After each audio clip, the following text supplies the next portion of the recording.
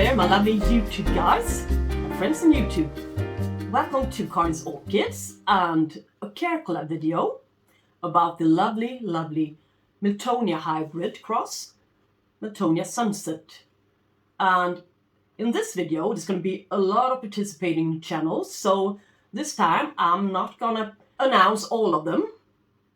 So I'm just gonna put a sheet on the display and you can read for yourself which ones they are. And I will, of course, put links to the channels in the description box below, as always, because that's the rule.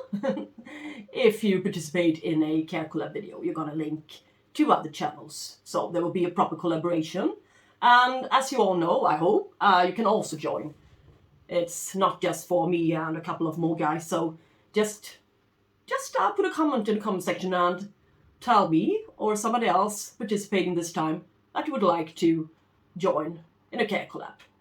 Perhaps you got the same kind of orchid and that looks even better and cared for even better than I can. So yeah, just a suggestion. It's nice, all right?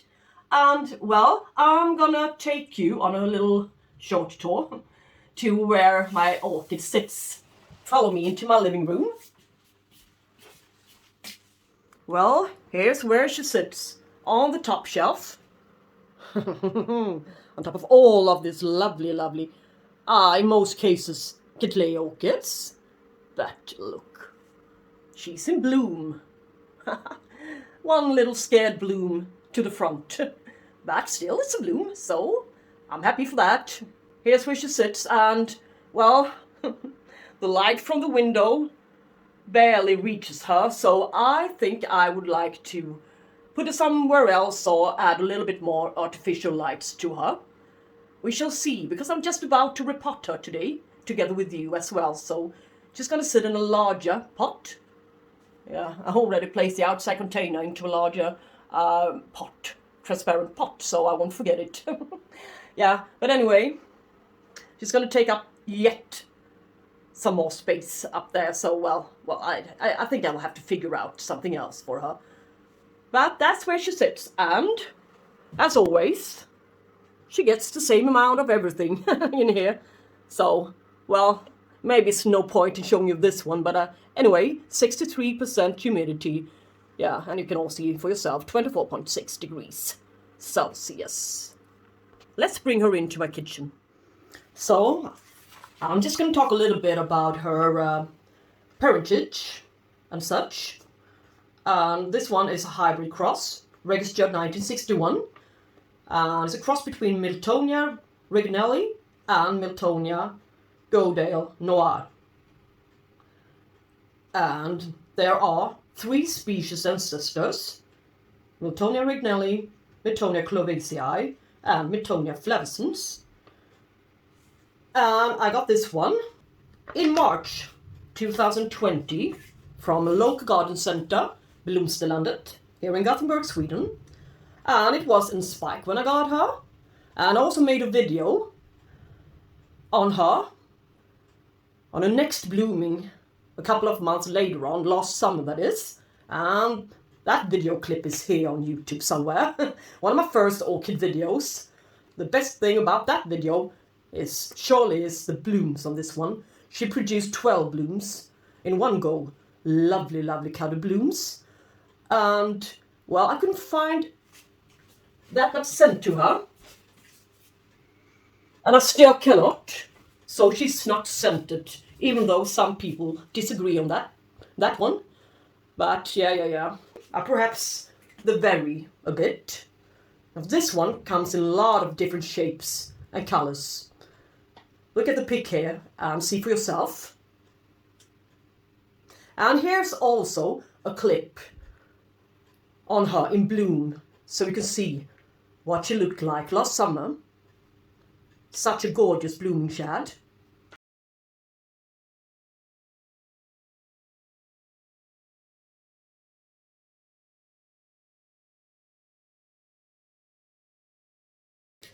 And she's been blooming for me 7 times since I got her 1.5 years ago. And when one spike dies, another one shows. So that's amazing, I think. And it's a hardy hybrid. She looks a bit like a Miltonia, but she's not fragrant. And she takes up quite a lot of space, as you can see here. It's a huge one. And she's not growing any smaller. This year, she produced about 4 new canes. So, well, I think I need to put her in a bigger pot. Yeah, today. As for care, this one should be fertilized with a high nitrogen fertilizer all year around. And I haven't been providing this gal that really lately, so I will have to make amends, I guess. And she also needs a bit more sunlight. I had her in a really sunny position before, when she gave me the lovely spikes last summer. So well, in order to get a good blooming, but not only sporadical blooms here and there on the orchid, I will need to provide her better sunlight. So yeah, she can be grown in different types of media. Before I transitioned her into semi-hydroponics, she was sitting in sphagnum moss, coconut husk fiber chips, charcoal and perlite, and in a transparent pot with ventilation holes. And she was doing really great, but I just wanted to have about all of my orchids into semi-hydro for a while, so yeah, she was given the same treatment. So now she's sitting in semi-hydro, and as you can see, her flower spikes are pendant, really lovely, shouldn't be put to a stake, I think. They're gorgeous as they are, and it likes a well-drained media, so it's epiphytes after all, so yeah, and I think semi-hydroponic collector beads really is well-drained media. And her blooms are quite large for being a Miltonia, I think. I don't know if you can get a good picture here how wide they are, but about 7 centimeters across in this direction. I think about 6 perhaps here. Yeah, I don't know. But what I like most about the blooms is that when they just open up, they are a bit deeper in color. And as time goes by, a week or so, the colors on the blooms gets paler and more pastel looking, and that's how I like them to be. This is the proper look, the proper coloration, a little bit more light pastel looking colors. Yeah, that's my opinion, at least. Let's see if we can repot her together. I'm going to tell you the main reason very soon, as we get her out. So, I'm going to start with cutting a wick. It's going to crave a long wick for that large pot. So, just cut. And destroy this little towel all together. But I guess it's worth it to keep the moisture a bit to the top. That's been the issue with this repotting. Yeah, mostly, I might add. The main reason why I want to repot her today. Really nothing else. I guess most part of the roots will be dead, but I can be totally wrong. And put a big wick in place.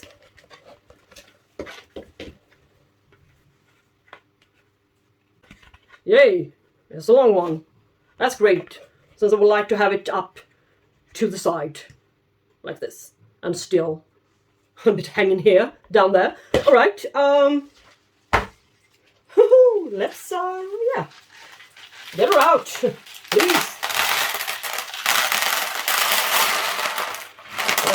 Yeah, amazing, really amazing.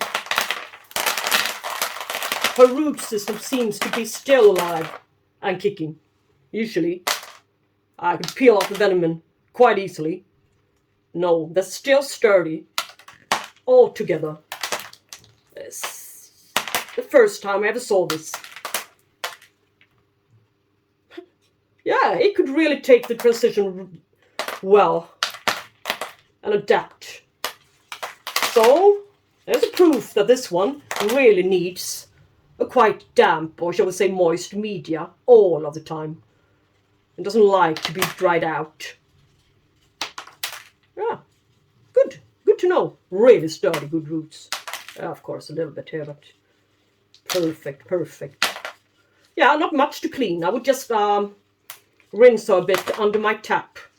And I will also reuse the leca beads as well as the gravel.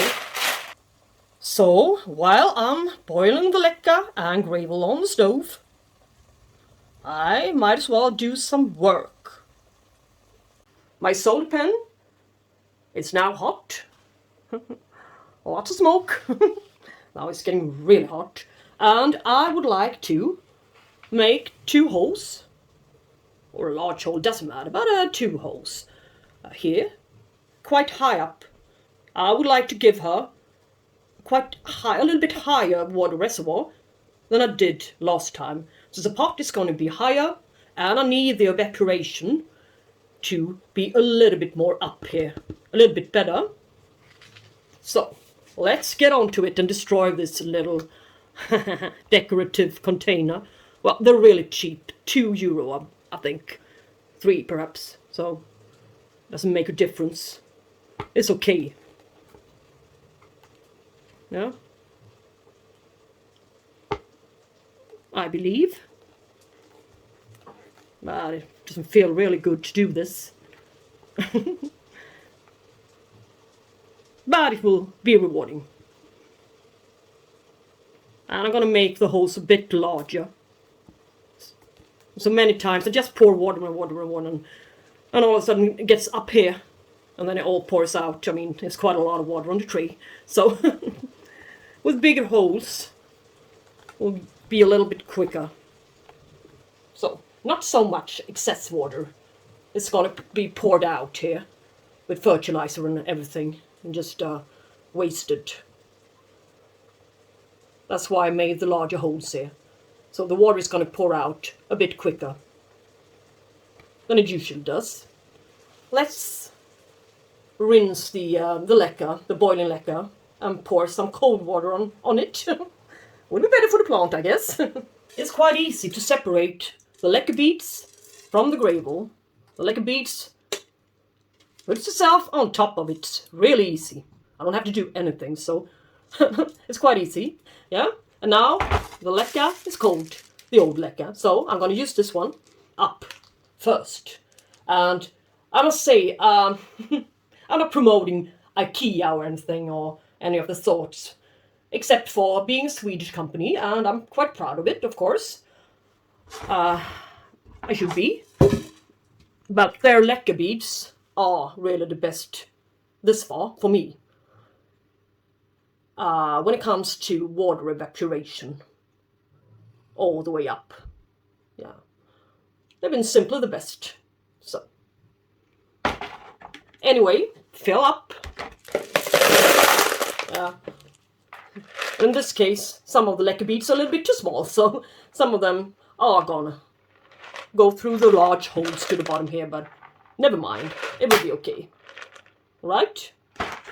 This orchid has got quite a shallow root system now,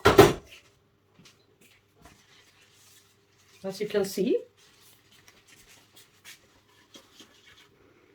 So the reason why I'm repotting it, look, her new growth are climbing. Yes. So just like oncidiums, this one is a climbing orchid. And this is not a good growth, all right? This one is. But I would like these guys to become a bit larger and its roots to go down, not only stop growing here due to lack of water. So I will need to bury this guy a bit down into the media. But as you can see, it can take some damp environment to the pseudobulbs. Doesn't do them any harm, so it's okay. So bury the pseudobulbs a bit in order to get the roots down. That's my intention. And maybe we can get them going again.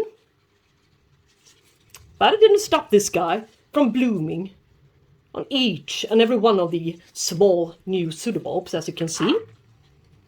But it's a poor blooming. Only one bud in each pseudobulb. Yes. Yeah, it had a few more blooms lately, but it's been blooming for a while. It loves to be in bloom. Yes. Yeah, perhaps a little bit more lecker.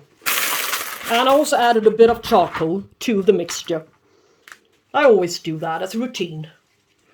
It feels great, and some people say that it's disinfecting the media a bit, so, well, it doesn't do it any harm, so why stop putting it to the mixture? I don't know why. I see no reason. Anyway, it's down there. Yeah.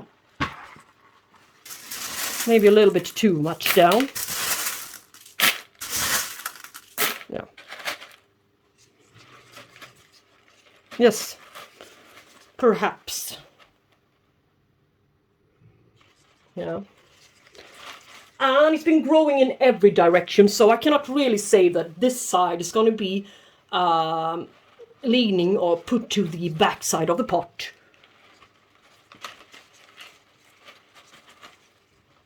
That rule doesn't work in this case. And this one is going to put out a new one here soon. It's going to climb up here. And here's another one. The same case for this one. And here's another one. So I better just place this gal or guy into the middle. Or divide it. But I don't want to divide it. I think it's a lovely one the way it is. So the pots are just going to be larger and larger, I suspect. I'm just going to get into it now. And fertilize this one a bit better.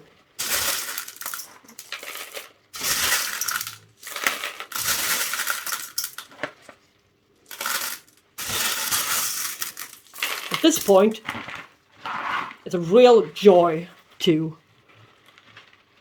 repot an orchid. It's just so smooth. I mean, look at it. No pressing, almost no tapping, almost, yeah. Just put a bit of lecker and then we're all set. It's a really, really simple growing method and cheap as well, since you can reuse the lecker. And in most cases, you don't need to worry about hydrating it enough. It simply is.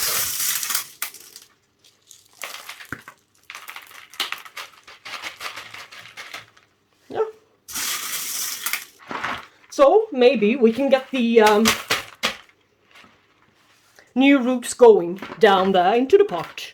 And if not, next growth is going to be down into the pot, I believe. So this one will recover and produce lovely strong new canes and good spikes in the future.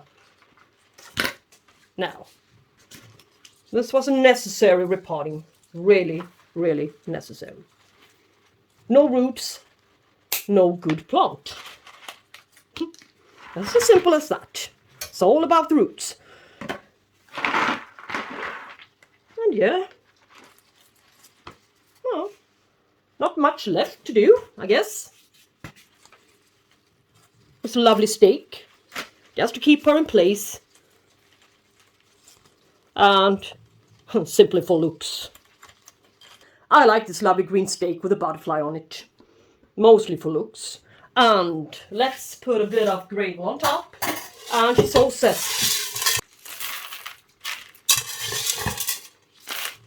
So now she's repotted, and I'm gonna summon it up a bit. Miltonia hybrid cross, lives in Brazil, down across the continent to Argentina. It's a hardy orchid, intermediate temperatures. Requires quite a heavy amount of light, I should say, Cattleya light, in order to give you a good blooming. Needs a high nitrogen fertilizer all year around, as you can bloom all year around without any significant break. And she likes to be sitting in a little bit damp media. She doesn't like to get roots dried out. Yeah, that's just about it. The most important part, I think. So, I guess that will be it, guys. And thank you so much for joining me in this little care collab about this Miltonia Sunset Orchid. And now click on the links in the description box below, if you didn't already do so, to the other participating channels and see what their Miltonias are up to today. So, and yeah, I hope you join me in my next video, and thank you all so much for watching. Take care, talk to you soon. Bye bye!